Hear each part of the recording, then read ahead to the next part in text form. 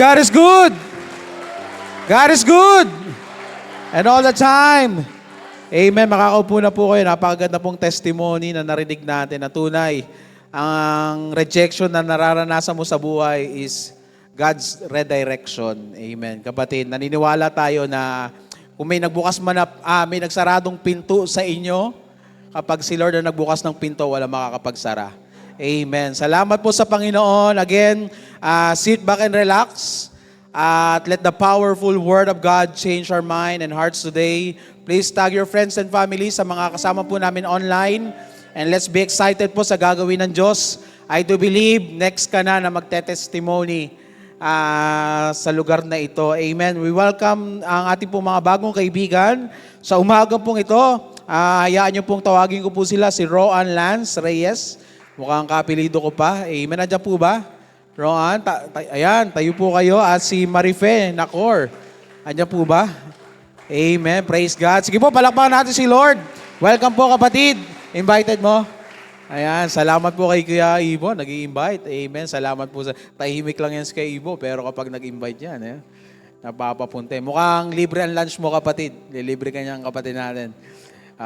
Siya na bahala. Sabi mo rin sa katabi mo, bro, sis, sagot ko na. Amen. Sagot ko na ang lunch mo sa umagang ito. Amen. Again, please tag your friends and family and let's enjoy the presence of God. Katulad po nung sinabi ko nung ating year opening, nung first Sunday, gusto po ng Diyos na magtagumpay tayo ngayong 2026. Pwede po makita ang kamay na gusto magtagumpay ngayong 2026. Amen. Sige po, yung iba po, kailan nyo gusto magtagumpay? Ngayong 2026 po, gusto ng Diyos na magtagumpay po tayo. Kaya nga po, endure. Ma-endure natin lahat ng trials and anumang bagay na haharapin natin sa taong ito. Gusto po ng Diyos na mag-umapaw po tayo sa ating buhay. And today, this January 25 and 2026, ngayong araw po ang ating Generosity Sunday. And I do believe na ready na po ang ating mga puso, ang ating isipan sa gagawin ni Lord sa araw na ito. At gusto po ulit ng Diyos, uulitin ko po, na magtagumpay tayo ngayong 2026. Makaranas po tayo ng totoong tagumpay. Type nyo nga po sa comment section, Endure 2026. Kaya lang po, pagdating sa pagpapala, katulad nung sinabi ko nung first Sunday, wag po natin kakalimutan na may kilos ang Diyos at may ikikilos din po tayo. Ang mananampalataya, hindi po yan tumutunganga ng pag-aantay sa himala. May gagawin po tayo. Merong God's sovereignty and meron din pong man's responsibility. May pangako ang Diyos, pero dapat may participation po tayo. Naniniwala po ba kayo doon? Hindi po pinagpapala ng Diyos ang taong tamad. Nais po niya, hindi ka lang maging average ngayong taong ito. When it comes to your finances, gusto ni Lord na mag-overflow. Sabi niyo nga po, overflow. Ayan, katulad po nung last year, hindi lang po 2025 yung year of God's favor. Tuloy-tuloy po ito. Ngayong taon po ay pwede ka makaranas ng overflow, means more than enough. Dahil ganito po yung ekonomiya ng Diyos. Sagana, umaagos, at hitik sa pagpapala. Sabi nyo nga po, hitik. Hitik sa pagpapala. Kitang-kita ang bunga at pagpapala. So kung ang ekonomiya po ng ating bansa ay mistulang wala ng pag-asa, mukhang wala na talaga eh. Mukha lang po. Naniniwala tayo mga Kristiyano, kung hindi man mangyari yung inaasahan nating pag-angat ng ating bansa, tayo mga Kristiyano po lagi may kasiguraduhan sa Panginoon. Naniniwala po ba kayo? Magsabi po kayo ng amen. So ano ba itong mechanics sa ekonomiya ng Panginoon? Paano ito nag-ooperate? Sa ating pong introduction, the world's economic system is built on the reality of finite resources. Pag sinabi pong finite, limited po yan. Because there is only so much to go around, the driving forces are competition and protection. In contrast, God's economy, sabi nyo nga po, God's economy, na madalas nating naririnig, kingdom economy, is based on the belief that the Creator is the source of all the things and His resources are infinite. So kung titignan po natin maigi, kung ang ekonomiya ng mundong ito ay nag-rely sa resources na meron tayo, ang bansang Pilipinas po, maraming resources yan. Napakayaman po natin sa resources, kaya nga po hindi natin alam bakit hindi pa tayo umuunlad. Kasi nga may corruption na nangyayari. Kahit pa ang ibang bansa ay sila ay successful, limited pa rin po yung resources nila. Pero po sa ekonomiya o kaharian ng Diyos, ay hindi po siya nagdedepende sa resources. Nakadepende po tayo sa source, sabi nyo nga po source, which is God Himself. At kapag ikaw po ay nakaangkla o yung yaman mo ay nagsisimula dun sa source, hindi po ito mauubos. Naniniwala po ba kayo doon? Ibig sabihin, unlimited. Ang mundo, nag-rely dun sa resources. Tayo mga anak ng Diyos, nag-rely po tayo dun sa mismong source. How to operate this more than enough sa taong 2026? Paano natin ma-endure ang lahat ng ating kailangan bayaran? Sino po dito maraming babayaran ngayong taong ito? Amen. At matugunan lahat ng ating pangangailangan. Kasi po marami sa atin nasanay na lang, nasakto lang, pag tinanong mo, kamusta ka? Eto pastor, sapat lang sa bawat araw, na iraraos naman, na itatawid araw-araw. Hindi po masama yun. Don't get me wrong. Kasama po sa buhay yan. Parte ng buhay yan, yes. Pero ang kalooban po sa atin ng Diyos ay makaranas po tayo ng higit pa sa ating inaasahan. Gusto mo ba yon? Yung may inaasahan ka tapos hinigitan ng Diyos. Hindi lang magkaroon ng trabaho pero na-regular sa trabaho. Katulad ng ating narinig ngayong testimony. At hindi lang na-regular, pwede pang ma-promote. Amen po ba? Kung may business ka, pwedeng mag-expand ang business mo. Parang di kayo masaya. Marami sa atin, sabi mo sa katabi mo, hindi ka coke. Hindi ka coke na pangsakto lang. Gusto ni Lord, urumaragasang pagpapala. Amen. Kung ikaw naniniwala, pagpapalain ka ng higit pa sa iyong inaasahan, palakpak mo muna si Lord. Sige po, malakas na palakpak. Buhay na ganap at kasiya-siya. Yun ang gusto niya sa kanyang mga anak. How to live a more than enough life. Paano mag-operate sa ekonomiya ng Diyos? Kasi kapag may more than enough ka, hindi ko po sinasabi na kapag wala kang sobra, hindi ka na nagiging pagpapala. Pwede ka pa rin po maging pagpapala sa iba. Pero kapag may more than enough ka, mas nagiging pagpapala ka sa iba. Pwede kang mag-bless sa ibang tao na hindi na babawasan yung budget mo. May pang-milk tea ka pa rin kahit nag-bless ka dyan sa katabi mo. Amen po ba? Kasi may more than enough ka eh. Now the question, paano? Sabi nyo nga po, paano? Paano mararanasan ang inaasam mong kasaganaan? Anong bunga kapag inuna ang una? Last week, we talked about first steps to success. We need spiritual guidance, spiritual discipline para sa parating na warfare. Without this, there are no spiritual victories. But hindi lang po tayo sa spiritual gusto pagpalain ng Panginoon. Naniniwala po ba kayo doon? Gusto rin ng Diyos na pagpalain din po tayo physically at financially. Amen. Amen po ba? Malaking epekto ng pinansyal sa ating buhay. Sa ayaw mo't sa gusto, kailangan natin pag-usapan ito. At hindi lang tayo sa spiritual gustong pagpalain ng Diyos, maging sa ating physical at pinansyal. Now, another verse para sa ating last week ng ating First Things First series. Isa na namang first. Dahil maniwala ka na tiyak na may matinding pagpapala kapag inuna natin ang una. Kung ready na po kayo, tayo po tayong lahat. Babasahin po natin ang salita ng Diyos na makikita po natin sa Book of Proverbs, chapter 3. Napakaganda po nitong 9 and 10 eh. Kasi yung mga paborito nating verse nasa 3, 5, 6, 7, trust in the Lord. Kaya lang, masusubukan mo yung 5, 6, 7 dito sa 9 and 10 eh. Trust in the Lord with all your heart, pero pumasok yung verse 9 and 10. Dito mo makikita talaga kung nagtatrust ang isang tao sa Diyos. Basahin po natin verse 9 and 10. The count of 3. 1, 2, 3, go. Honor the Lord with your wealth, with the first fruits of all your crops. Then, your barns will be filled. Sige po. Then, your barns and your vats will brim over with new wine. Live City Church, join me on our last installment ng ating First series. At the same time, Generosity Sunday na may title na First Honor, full barns, the mechanics of God's economy. Pwede ba tayo lahat ay pumikit? Tayo po'y mananalangin. Kung kayo po'y nasa online, mananalangin po tayong lahat.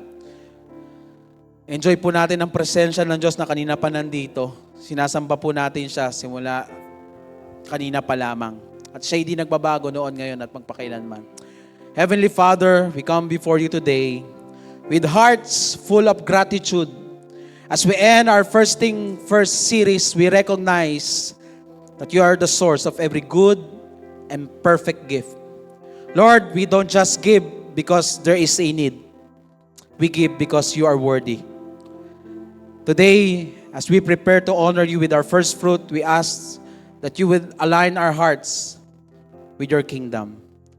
Let this not be an act of habit, Lord, but an act of worship. Open our eyes to see your provision, Lord. Open our hearts to trust your promises. We love your presence this moment, and we appreciate you, Holy Spirit, leading us to a victorious 2026. This we ask.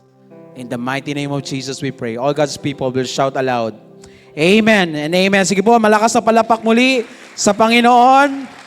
Hallelujah. At kayo po'y makakaupo na sa presensya ng Diyos. Pakibati na nakaka-bless na good morning ng iyong katabi, kaliwat kanan. Sige po, sabi mo, you are blessed, pero pagpapalain ka pa ng Diyos. Amen. Again, I'm Pastor RJ Reyes sa ating mga first-timers po. At naniniwala ako hindi aksidente na maririnig ito ng bawat isa sa atin, online and on-site. I do believe ay pagpapalain tayo ng Diyos. Alam niyo po, kung kayo po ay kauna-unaan pa lang makaatin sa gawain natin, taon-taon po ay sineselebrate po natin ang Generosity Sunday. At gusto ko po sabihin sa lahat na nandito ngayon, bilang pastor po ng church na ito, hindi po tayo nahihiyang i-preach at i-practice at the same time ang first fruit offering. Amen. Bakit? Subok na mabisa at epektibo ang salita ng Diyos. Amen po ba? Jesus Himself emphasizes generosity in the scripture. Kung titingnan niyo po maigi, mas marami pa ang topic about giving generosity kapag pinag-combine niyo yung topic about heaven and hell. Napakadami po niyan. More than half ng parable ni Jesus ay patungkol sa giving and stewardship and sharing. Kung papansin niyo po maigi ayon sa pag-aaral, 16 out of 29 parables, so more than kalahati ng parable ni Jesus talks about generosity. So nakita niyo po maigi yung gustong i-deal sa atin ng Diyos. Kaya kailangan po natin pag-usapan to dahil may issue sa atin, maraming tao na may issues about sa greed. Eh ngayon naman po talagang in-upgrade na yung greed, no? Hanggang K-12 na ang greed eh. Grade 1, grade 2. So kailangan taon-taon sinasabi ko to para yung iba naman medyo ngumiti. Parang lagi na lang yun yung intro ni Pastor. Kasi kailangan nga makuha natin mabangga natin Di ba? Meron kasing issue sa puso ng tao na kapag may pagpapala siya, lagi niyang isip, sa akin to. Sa akin to. At hindi nakakapagbalik sa Diyos. Na maraming pastor po, iniiwasan ng topic na ito. And to be honest, mga kapatid, nung ako po nagsisimula pa sa pagpapastor, medyo hesitant po ako ituro ito. Kasi nga maraming tinatag sa pastor na, ay, pera-pera na naman yan, di ba? At nung naranasan ko po personally, kami mag-asawa, yung epekto ng salita ng Diyos, through first fruit and Barnes principle, why not preach para hindi lang tayo ang makaranas ng salita ng Diyos? Gusto niyo po ba yon? Gusto niyo po ba na maranasan din ng bawat isa yung epekto ng salita ng Diyos? Kasi sabi ng salita niya, hindi babalik sa Diyos ang salita niya na hindi nangyayari ang purpose nito sa taong gagawa nito. May isa lang ata na pagpapalain sa tao ito. Hindi babalik So kapag in-apply mo sa buhay mo, sa tao pag nangako, may dalawang bagay lang yan, mangyayari, hindi mangyayari. Pero sa Diyos, kapag binitawan niya, sure na mangyayari. Hindi ka magdadalawang isip sa Panginoon. So why not preach? Para hindi lang tayo, at kaya hindi lang din po kami ang nagsasabi nito. Through your testimony, I do believe na i-encourage po tayo, nagsa-challenge tayo, na Lord, gusto ko rin maranasan yon. Gusto ko rin umiyak sa tuwa, hindi lang sa pagmumukhang kawawa. Ang yung sunod na iyak mo, kapatid, kapag sumunod ka kay Lord, tuwa na yan. Iyak ng tuwa na yan. Hindi iyak ng nagmamakaawa. Lord, pagpalain mo naman ako. Kasi nga may man's responsibility tayo. Merong God's sovereignty and man's responsibility when it comes to prosperity. Sabi nyo nga po, prosperity.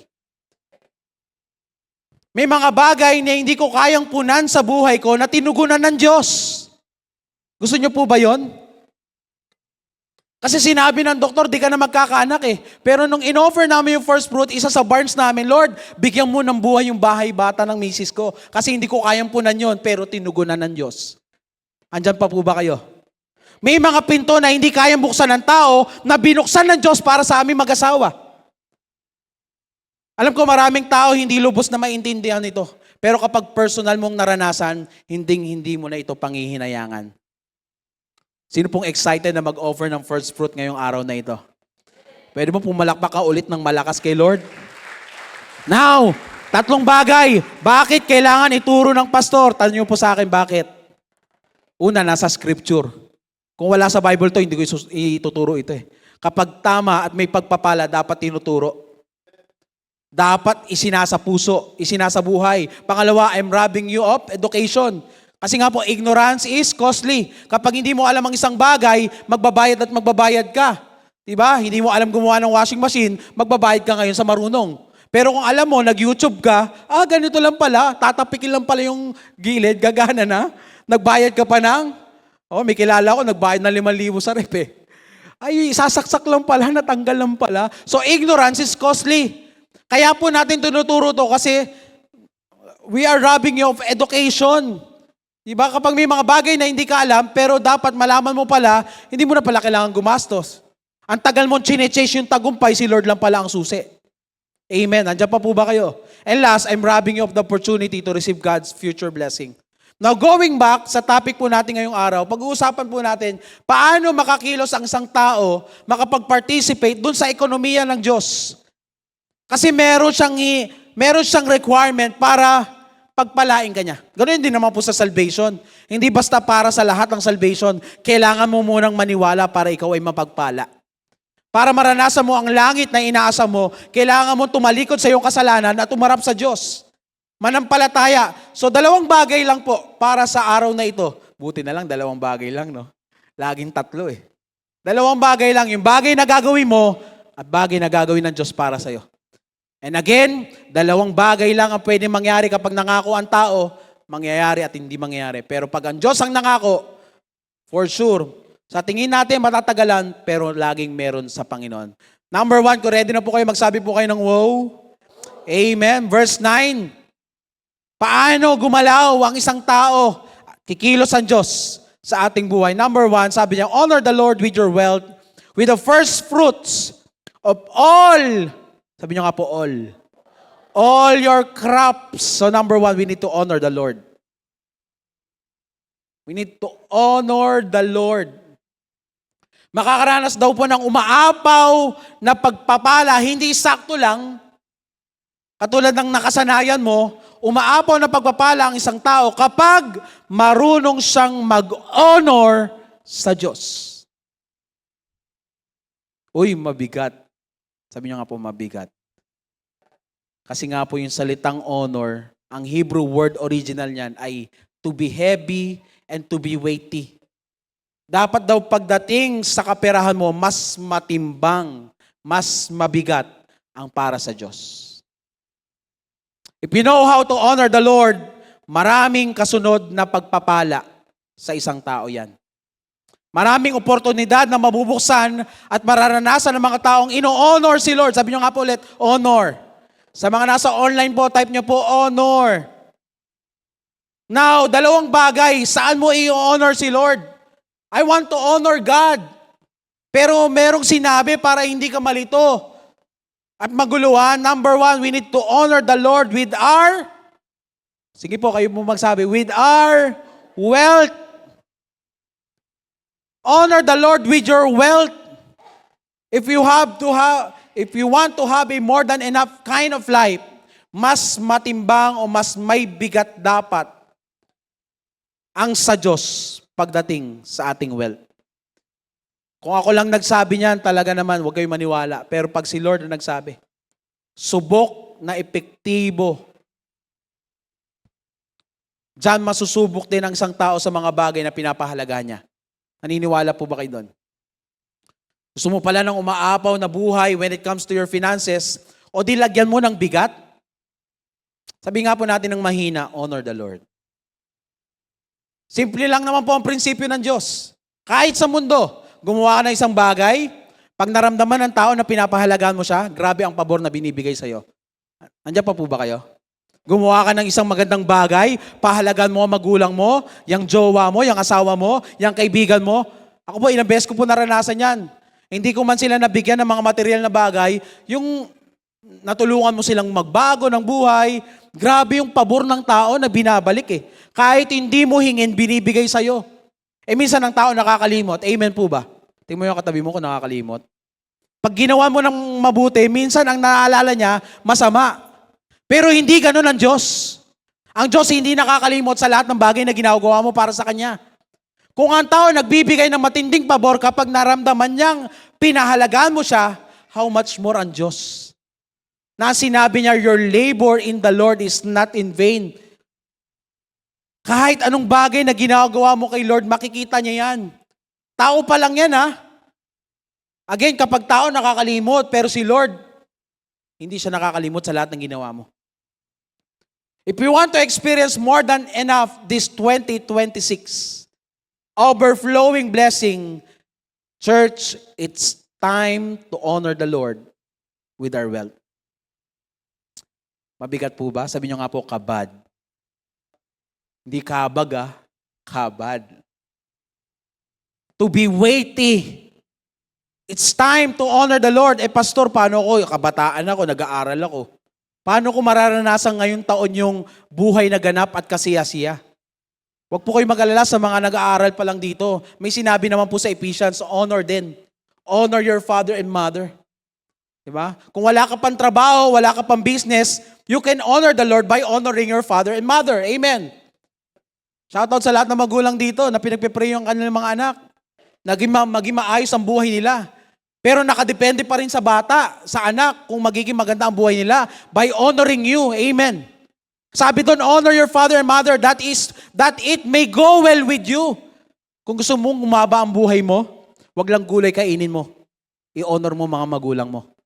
Ang sabi doon, so that you may have long life. Kaya nga kung hindi ka pa nakakapagtrabaho, hindi ka pa mag-honor ng wealth through first fruit, pwede ka naman mag-tithes. Pero kung gusto mo mahaba buhay mo, honor mo magulang mo. Sa mga young pro, sa mga may business, may trabaho po dito, sa mga magulang na nagpo-provide para sa kanilang mga pamilya, honor the Lord with your wealth. Pag sinabi pong wealth sa Hebrew, kanina kabad, yung honor, ngayon po, yung word na wealth sa Hebrew ay hon. Sabi nyo nga po, hon. Means wealth, riches, or substance. Kung anong meron ka, yung kayamanan natin, may bigat ba ang para kay Lord dyan? O mas mabigat pa yung budget mo para sa sasakyan, para sa meal. Lagi ka may budget para doon. May budget ka pag sa paggala. Pero pagdating sa gawain ni Lord, parang, alam mo yun, hino-hoard mo eh. And to be honest, ang dami ko po naririnig na teaching ngayon, wala na daw po yung tithes. Wala na daw po ngayon yan sa panahon natin. Kasi sacrifice na naman daw. Saan mo nakukuha yun? Sabi ng Bible, sabi ni Jesus, we must carry our own cross. Pag sinabi pong cross means sacrifice. Sabi nyo nga po, sacrifice. Si Jesus mismo nagsabi, every day, carry your cross. So kung ikaw ay totoong Kristiyano, na nampalataya kay Kristo, dapat every day, you make sacrifices. Sacrifice mo yung oras mo. Actually, pagdating kay Lord, di sacrifice yan, pagmamahal ang tawag dyan. Nagbibigay ka ng oras sa salita niya. Every day we sacrifice. Kung walang element ng sacrifice sa pagmamahal, hindi pagmamahal yan. At sa mga magulang na nandito, alam ko naunawaan niyo sinasabi ko. Pag mahal mo anak mo, isasacrifice mo lahat ng bagay. Diba? Alam natin yan, yung isusubo mo na lang, bibigay mo pa. Sakripisyo, sabi nga po natin sakripisyo. Tanong, handa ka bang araw-araw mag-sacrifice para sa Diyos? Kasama ang oras at finances mo dyan. Kasi kailangan po natin makita yon yung ating first topic, nung first things first. Kailangan nag-rule si Lord sa buhay mo. Kasi kung walang part ang Diyos sa finances mo, hindi mo talaga siya Lord. May kausap pa po ba ako sa umagang ito? Baka nagkukunwaring Christian lang tayo. Again, di po ako sigurado. Di ko po alam kung nagkukunwaring Christian tayo. Pero baka. Kasi hindi mo ginagawang Diyos. Hindi mo siya ginagawang Panginoon ng buhay mo, pati ng salapi mo. Let God rule when it comes to your finances. Seek first. Number 1, honor the Lord with your... Ang problema sa maraming tao, gusto niya ng sunod-sunod na pagpapala, pero hindi marunong sumunod sa Diyos. Pwede kang umaray sa umagang ito. Gusto ng tao, sunod-sunod, Lord, gusto ko nito, gusto ko niyan. Gusto ng sunod-sunod na pagpapala, pero hindi marunong sumunod sa Diyos. Ganyan ka-unfair ang tao. Gusto niya siya una sa blessing, pero hindi niya kayang unahin ng Diyos sa bawat araw ng buhay niya. Pangalawa, ano po yung una? Saan natin i-honor si Lord? Honor the Lord with your wealth. Kaso hindi natapos dun, may pangalawang verse eh. May pangalawang sentence. Ano po yung pangalawa? Honor the Lord with your wealth. Pangalawa, with the first. Sabi nyo nga po, first. First things first. Priority. Make God your top priority this year. Ang mga taong inuuna si Lord, hindi mahuhuli sa buhay. Kaya lang, saan mo i-honor si Lord? Honor the Lord with your wealth. Pangalawa, with the first fruits. At hindi natapos sa first fruits. Of all, sabi nyo nga po, all. Oh, medyo pahina ng pahina. Sabi nyo nga po, all your crops. Actually, kung hindi ka naman Christian, kung ikaw ay Christian na hindi nagpa-practice ng tithes, mahirapan ka talaga sa principle na ito. Kasi nga sa 10%, nahirapan ka na sa 100% pa kaya sa unang taong ito. Kaya ang kausap ko po ngayong araw na ito, yung mga nagpa-practice ng tithes at magpa-practice pa lang ng first fruit. Kasi kailangan po talaga, yung pa lang doon sa wealth, 10% pa lang yung hinihingi Lord, pero hirap ka na pagdating doon sa pangalawang linya, with the first fruits of all your crops. Anong klaseng wealth? Ano daw pong klaseng wealth? With the first fruits. So natututo po ba tayo doon? Pag sinabi kasing all your crops, first na sweldo, first na kita, first fruits sa increase this year, may lumapit po sa akin, Pastor, paano po yan? Nagkatrabaho ako ng October. So magpa-first fruit ako noon. Oo naman, syempre. Siyempre, usapan yun ni Lord yun Ikaw hindi naman ako nangako. Kung ikaw nangako ka kay Lord Lord, sa unang sahod ko, diba? Magpa-first fruit. Nagkaroon siya ng trabaho, October. Pagdating ng BER, diba, maraming gastos po yan. Talagang, nag-first fruit po siya. Talagang testimony niya. Naalala niya, January may first fruit ulit. So doon pumapasok yung spiritual discipline. Kaya po kami ni Ate SM, pagdating ng November, December, dinidisiplina na namin. Pwede ka namang kumurot sa mga 13 month. Pero yung one day millionaire, na wala na po sa sistema natin yan. Bakit? May pinaghahandaan tayong first fruit. First fruit sa increase this year. Every time na ipopromote ka ni Lord. First sa ating business. First month ng blessing. Nakuha po ba natin yun? Kasi sabi, first fruit of all. Sabi nga po natin ulit, all. Tol, all daw. Tol. Dami po nasa-shock. Nung una ko po narinig ito, na-shock din ako At nung naituro po natin ito, meron pa nagsabi sa akin, false teaching daw agad-agad yun Grabe yung false teaching. Grabe daw si Lord mag-demand. Si Lord binigay yung one and only son, binigay walang pag-atubili, tapos sabi mo, grabe si Lord. Ikaw ang grabe. Again, di po ako nagsabi, disclaimer po, ang Diyos ang may nag-uutos niyan. Ngayon, yung sinabi niya, Old Testament niyan, Pastor. Nasa New Testament na tayo. Ang sabi ko naman, bakit mo kasi hinahati yung Bible? Ang hirap sa atin, hinahati natin yung Bible, ginagawa Old and New Timeline lang po yung Old and New. Pero hindi po dalawa ang Bible, isa lang.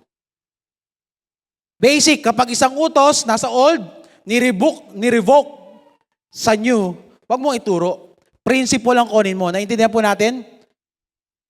Pero kapag inirepeat ni Jesus, yung turo sa old, sa new, mabigat yun. Kailangan sundin yun.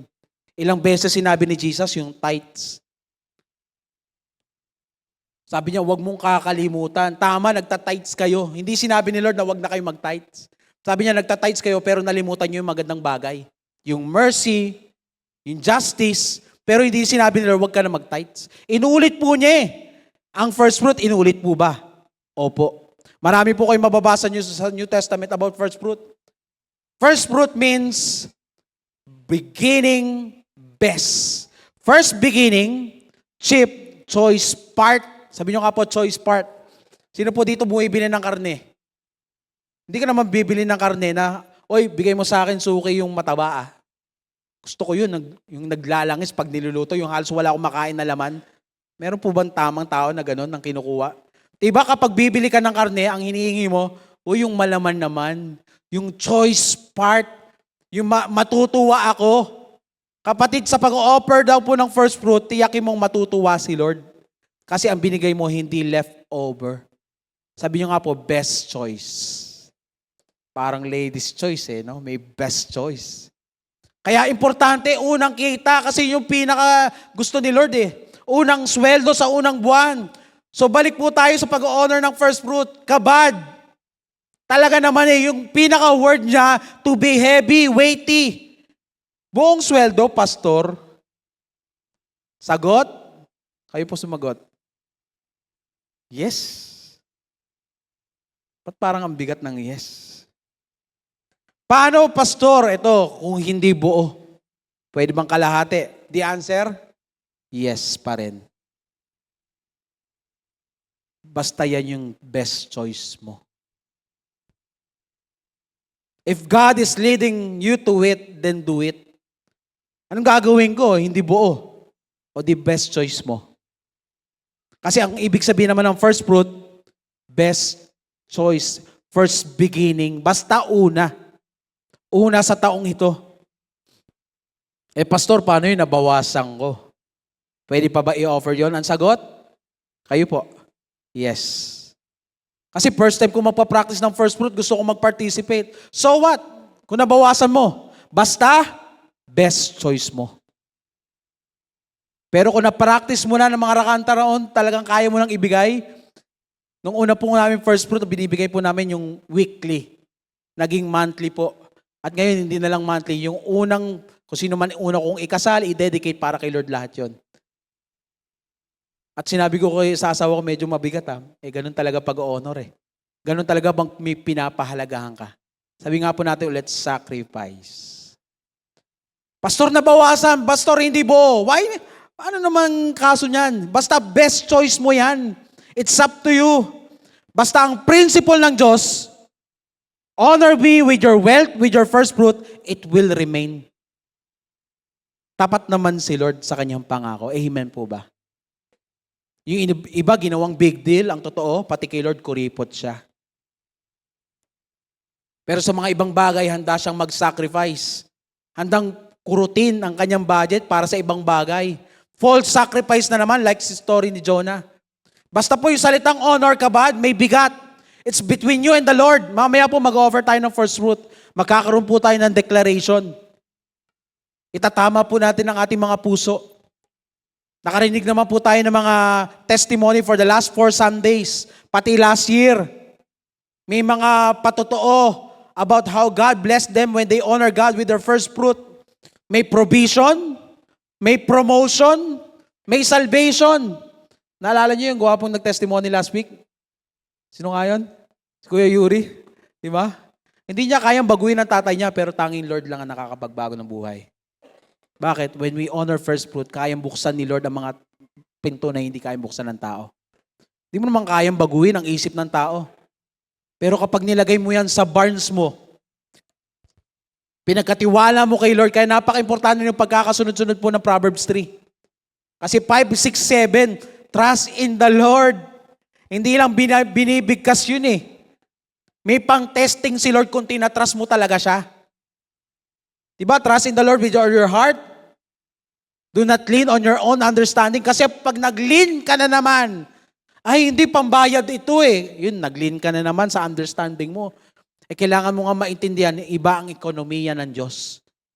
Hindi bumabagsak ang ekonomiya ng kaharian ng Diyos. Mayayanig ang ekonomiya ng ibang bansa kahit United States pa yan. Bumabagsak din ang ekonomiya pero never bumagsak ang ekonomiya ng Diyos. Pwede bang palakpakan mo si Lord kung kayang-kaya mo magtiwala sa Kanya? Kasi nga pag para kay Lord, may bunga yan. Pwedeng matagalan sa paningin natin pero sure na meron kang pagpapalang inaasahan. Gusto mo ng best na buhay? Sino po ang gusto ng best na buhay? Taas ang kamay. Sige po. Kita yung sa CCTV, Lord. Gusto mo ng best na buhay? Magbigay ka ng best para kay Lord. Best choice. Yan man ay sa ministry, family, finances mo. Kapag ginalingan mo sa work, may bonus ka kay boss mo eh. Kasi Lord ang pinakamagandang boss. Hindi nasisip-sipan si Lord. Amen. Kaya nga po yung first fruit, hindi pang sip-sip yan. Lord, nagbigay ako pagpala. Hindi. Pinagpala ka na, kaya ka makakapagbalik kay Lord. Nauna nang nagbigay si Lord eh. Hindi siya transaction, pero first fruit is an alignment. Sino ba ang una sa buhay mo? Pera o Diyos? Malalaman mo yan kung sino inuuna mo sa buhay mo. Again, makakaranas ng umaapaw na pagpapala ang isang tao kapag naglagay siya ng bigat para sa Diyos. Katulad ng isang basong tubig, kapag binigatan mo yan, yung loob niyan, umaapaw. Kapatid, yung jowa mo nga, ino-honor mo eh. Tapos yung Diyos mo, hindi mo ino-honor. First fruit is recognizing God. It is a thank you offering. Sabi nyo nga po, thank you offering.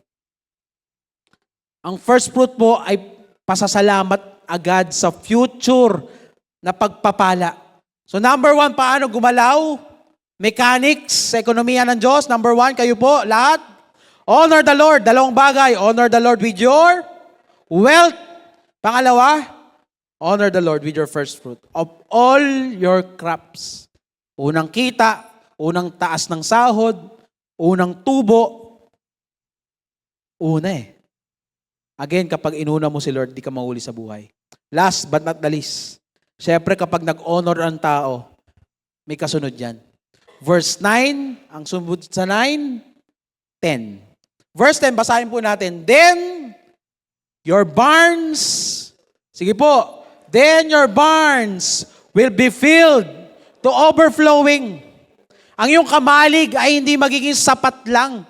Magiging pagpapala to sa iba. Bakit? Umaapaw. Amen. Ito na yung pangalawa. And your vats will brim over with new wine. Sariwa, bagong pagpapala, bagong patotoo, bagong iyak ng tagumpay. Amen po ba sa taong ito? Hindi pa ulit-ulit. Yun na naman. Hindi, may bagong kwento ka sa 2026, kapatid. May bagong kwento ka. Nakakasawa kasi yung no?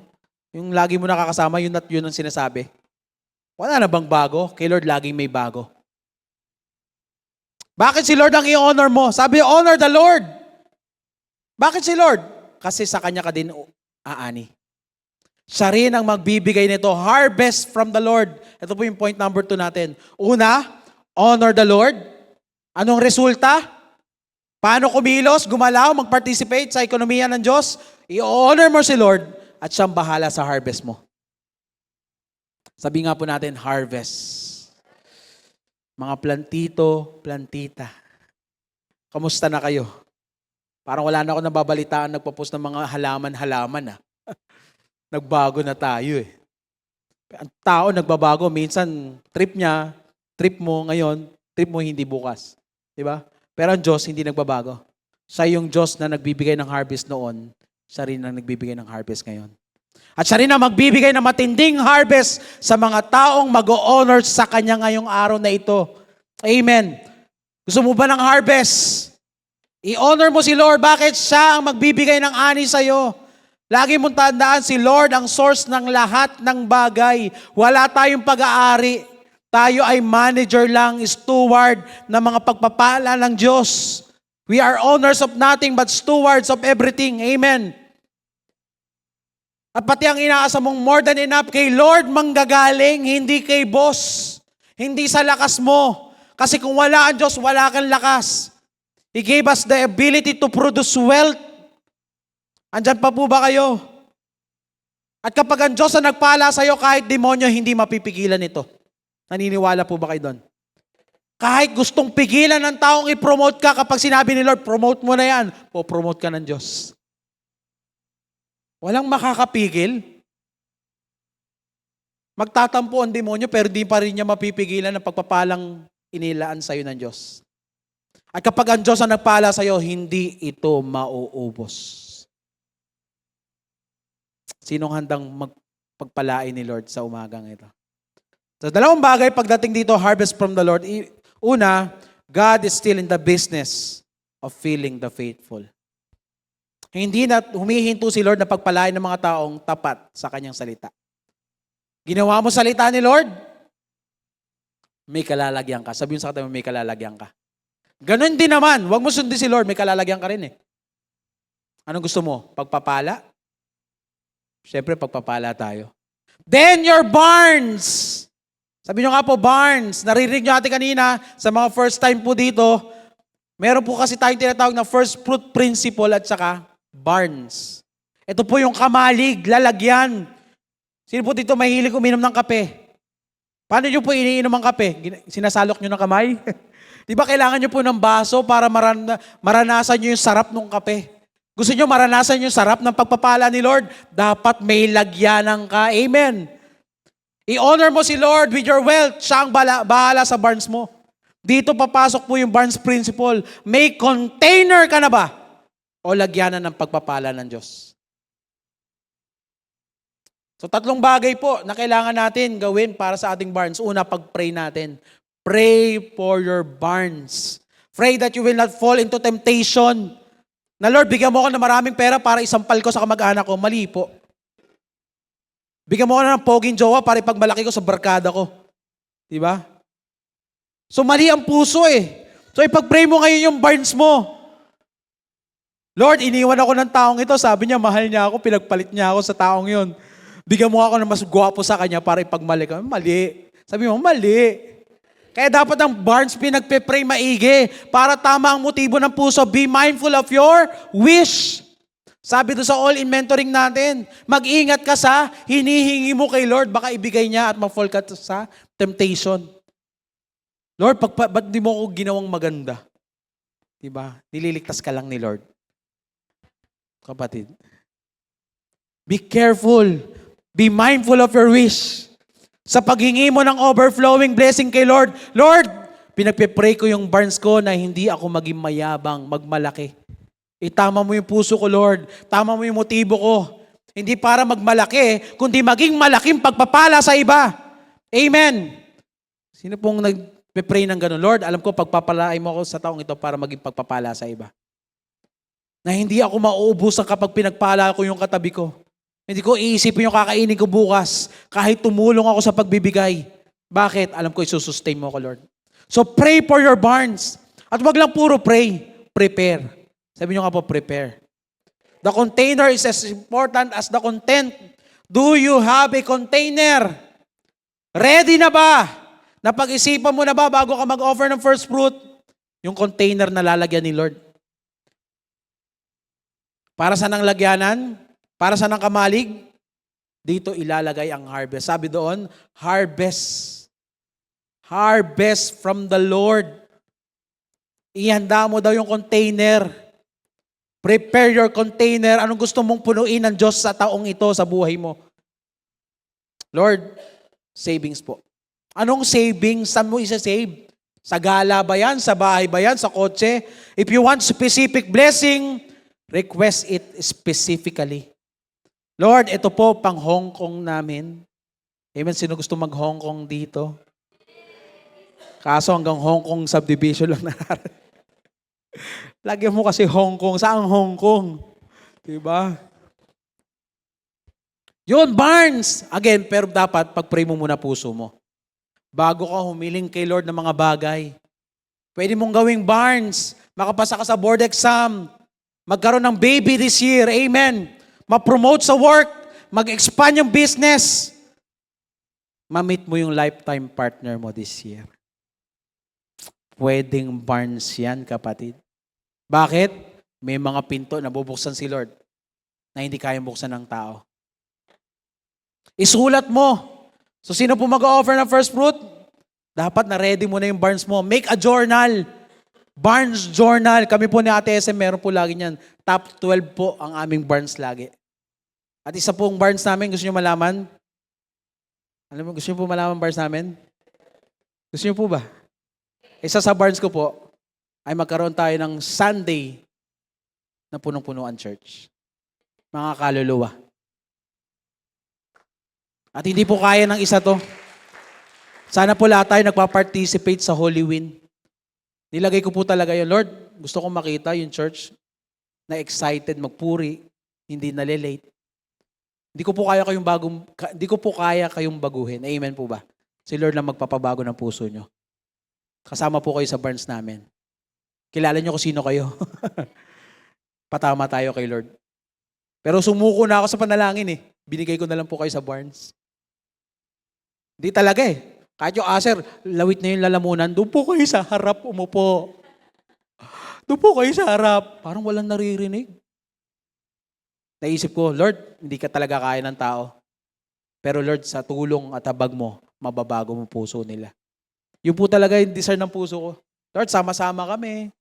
Wala pang 9:00, nandito na. Sana kausapin tayo ni Lord.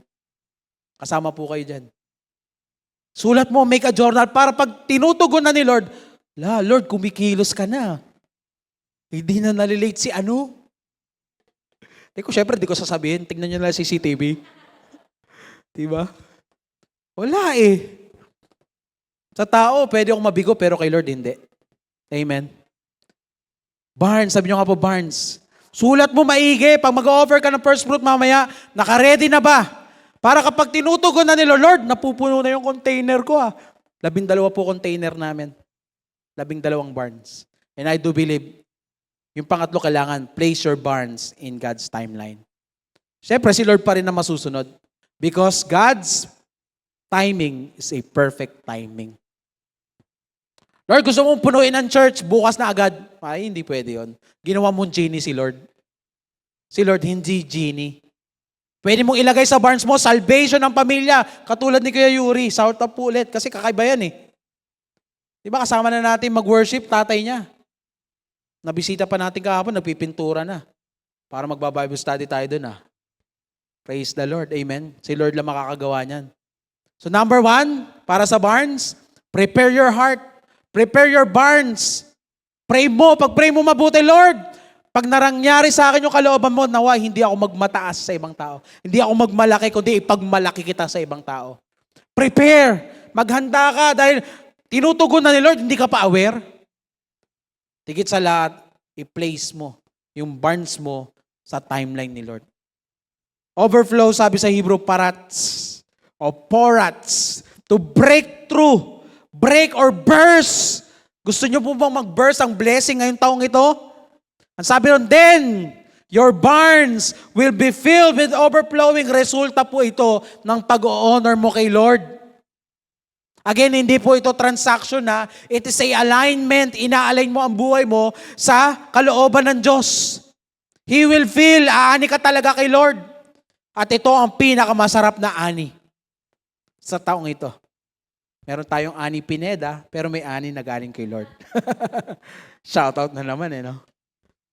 Pag si Lord na nagagay, walang pwedeng magnakaw niyan sa kamay mo. Walang pwedeng makapigil. Maniwala ka, He will fill the faithful. And last but not the least, pagdating dito sa harvest from the Lord, God's blessing will not pass by.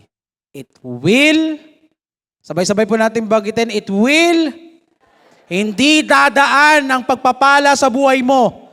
Ang pagpapala ng Diyos mananatili sa sambahayan mo. Sinong gusto na magsabi ng amen? Saan pong verse matatagpuan yan, Pastor? Ezekiel 44:30, basa. Tayo pong lahat.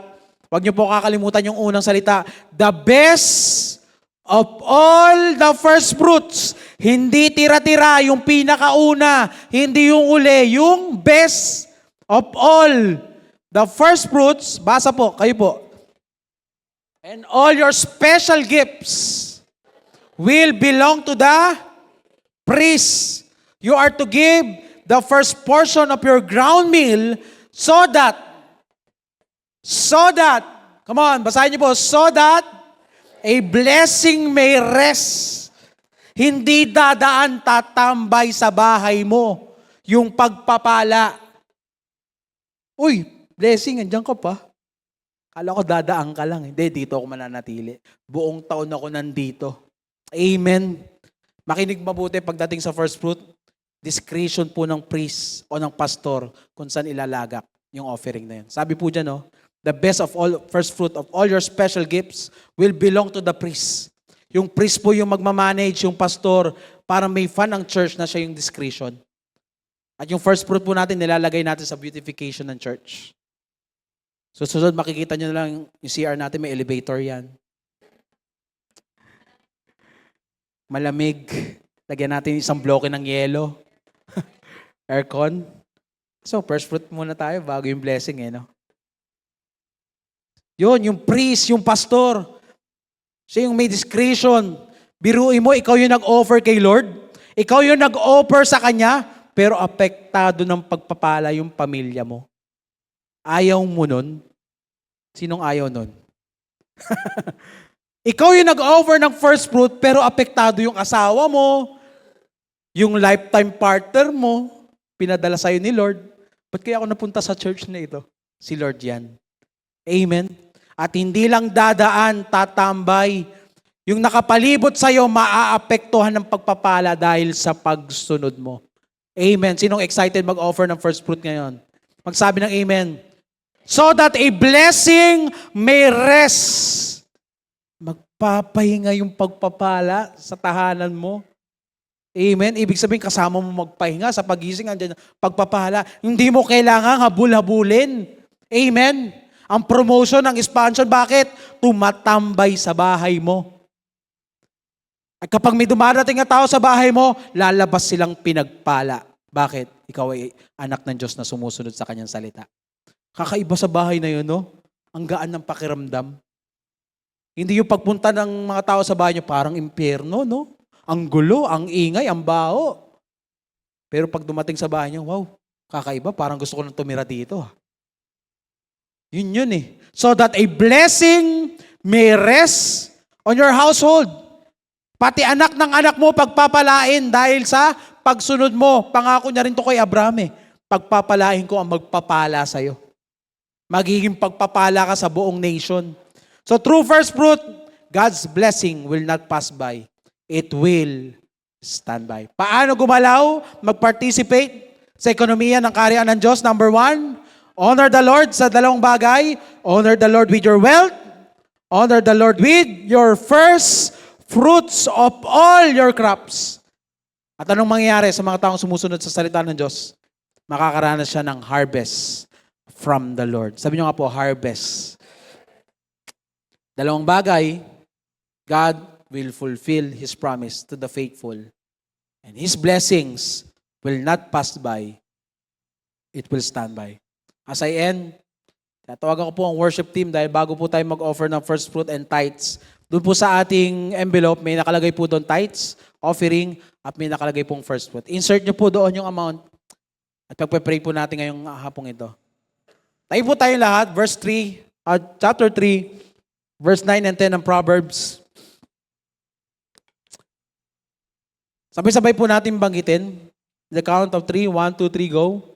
Honor the Lord with your wealth, with the first fruits of all your crops. Then your barns will be filled to overflowing. And your vats will brim over with new wine. Nabanggit po ng ating host kanina, the first fruit in Hebrew means bikurim. Sabi nyo nga po, bikurim. Literally means promise to come. Ang first fruit po is an offering para sa future blessing. Hindi pa dumarating yung blessing, pero ngayong January, pinapasalamatan mo na si Lord.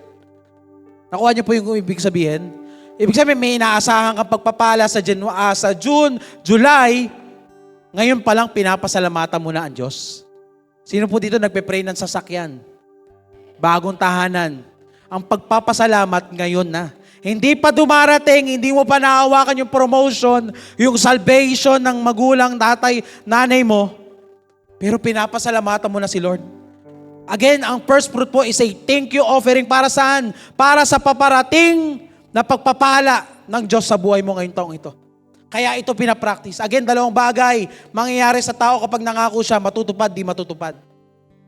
Pero isa lang ang mangyayari kapag ang Lord ang nangako. Mangyayari ito. Matutupad ang pangako ng Diyos. At masasabi mo, salamat Panginoon, tagumpay ko'y lubos-lubos. Life City Church, are you ready? Ready na po ba tayo? Is your barn ready this morning? Today, I challenge you to view this offering not a loss, but a seed. Kasi harvest. Tingnan mo ang first fruit offering na ito na isang buto, isang butil na itatanim mo sa mayamang pagpapala. Pangako ng Diyos. You are not letting go of the resources.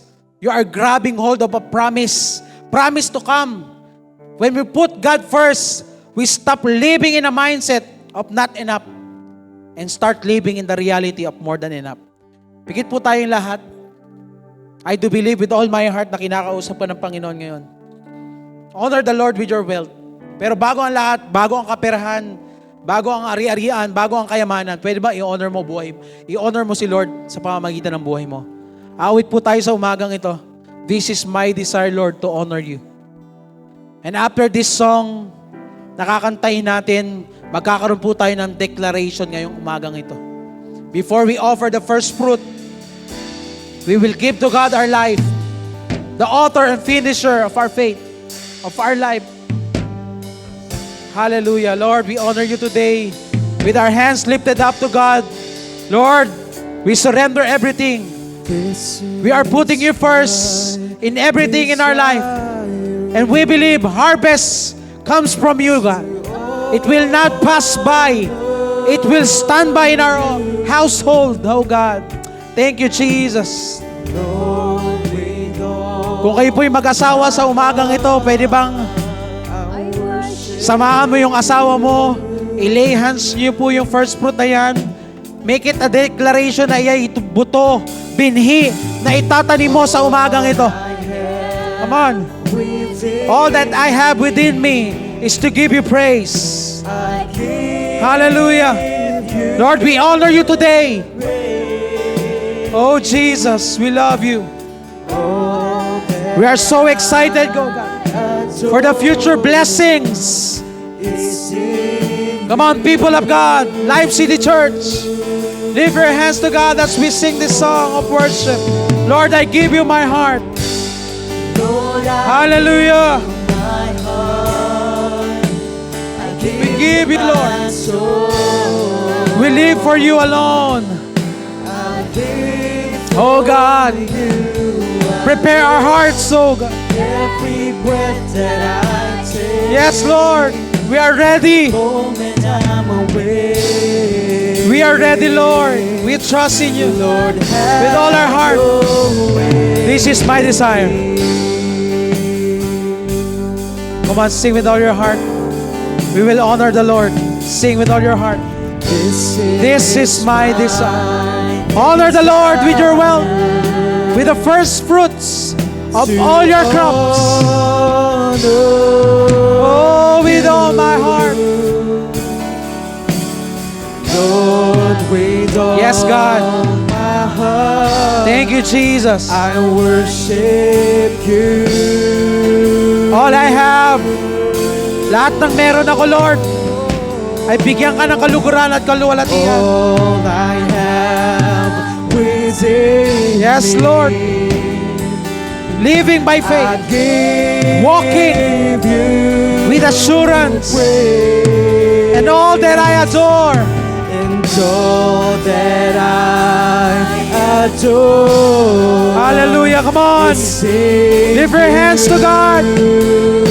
Give Him praise. Lord, I give you my heart. Lord, I give you my heart. Oh, I give you my soul. I live for you. Come on.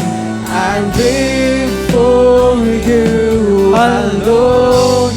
Every breath that I take, every moment I'm awake. Lord, have your way. Have your way, Lord. Lord, have your Lord, I give you my heart. me. Lord, I give you my heart. Then your barns I give you my will be filled with overflowing. soul. I live for you. I live for you. Sa ekonomiya ng Diyos, walang kalugihan. Every breath that I take, Ibibigay niya ang iyong every pangangailangan. moment I'm awake. Lord, have your way. Come on, sing with all your heart. Lord, I give you my heart. Lord, I give you my Pwede ba itaas mo yung kamay? I give you my soul. Lord, we surrender everything. In your timeline, Lord. In your timing, Lord. Our barns will be filled with overflowing. Salamat, Lord. Inaalay namin ang aming buhay. Trusting to you, the first fruits of all our crops. Come on. We will walk by faith, not by sight. In all our ways, we acknowledge you. And truly, God, you will direct our path straight. Every breath, Lord. Every moment I'm awake. Lord, have your way. Sabi mo sa Panginoon, Lord, have your way. Lord, have your way in me. Sa lahat po na mag-offer ng first fruit sa umagang ito, I declare, you will experience more than enough this year, 2026. We will have our declaration. Pwede mong hawakan ng first fruit offering mo, maging ang tithes mo na mag-offer ka ngayon. Andyan po sa ating screen ang ating declaration. Uulitin nyo lang po yung aking sasabihin. Kung ready na po, sabihin mo sa Panginoon, Heavenly Father, Heavenly Father, today, today I choose to honor you. I choose to honor you. I recognize We recognize that every good thing that every good thing we possess is a gift says is a gift from your hand. We refuse to give we refuse to give. you our leftovers, You are left and we joyfully bring joyfully bring our first and our best. our first and best. By this act of worship, In this act of worship, we declare we declare that you are our provider, you are our provider, our source, our source, and our security. our security. We lay this offering We lay this offering at your feet at your feet as a seed of faith as a seed of faith and a testimony and a testimony of your goodness. of your goodness. We stand on your promises Stand on your promise. that as we honor you, As we honor our barns our barns will be filled to overflowing, will be filled to overflow, and our lives and our lives will bring with your new wine. will bring you in new. We trust your timing. We trust you. We rest in your provision, We rest in your provision. and we celebrate your faithfulness. Celebrate your faithfulness. In Jesus' mighty name we pray. In Jesus' name, amen. Amen. As the worship team sing the chorus, pwede na po tayo makalapit sa unahan. Offering our tithes and offering our first fruit. Sige po. I give you my heart. Come on. I give you my soul. Yes, God, we offer you our lives. I live for At nasa mode po tayo ng prayer and worship. Purihin mo ang Diyos. As you offer today, you are planting the seed, a promise to come. That God will go with you, be with you, and through you, many people will be blessed. You will experience more than enough. Come on. Come on, declare. I give you my soul. Hallelujah. Thank you, Lord. Thank you, Jesus. Come on, let's sing this song of worship. Lord, I give you my heart. Come on, sing, Life City Church. Every breath, Lord. Hallelujah. Come on, sing. Every moment Let faith goes up. Praise goes up. Lord, Have your way, Lord. Lord, I give you my heart. in me. Lord, I give you my Come on, declare, declare. I give you my We declare, Lord. soul. We will be blessed. I'm living More than enough this year. for you alone. Our barns will be filled with overflowing. Every breath that I take. Thank you, Jesus. Every moment I'm away. Lord, have your way. Have your way. Lord, have your way in me. Taas mo natin ating mga kamay. Father God in heaven, in the name of Jesus, we thank you, Lord. Nagawa mo na po ng mga nakaraang panahon at naniniwala kami, ikaw din ang Diyos namin ngayon. Gagawa ng mga bagay higit pa sa aming inaasahan. Ikaw ang magpo-provide lahat ng aming pangangailangan. As we seek you today, Lord, we put you first in everything. And we believe, pagpapalain mo ang aming buhay sa anumang aspeto nito. At magiging pagpapala kami sa iba. Let's end this service, this series, first things first, with a declaration and benediction.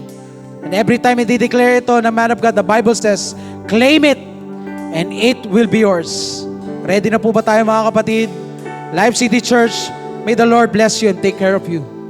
May the Lord be kind and gracious to you. I receive. May the Lord look on you with favor and give you peace. I receive. Lord, we receive all these blessings. Yes.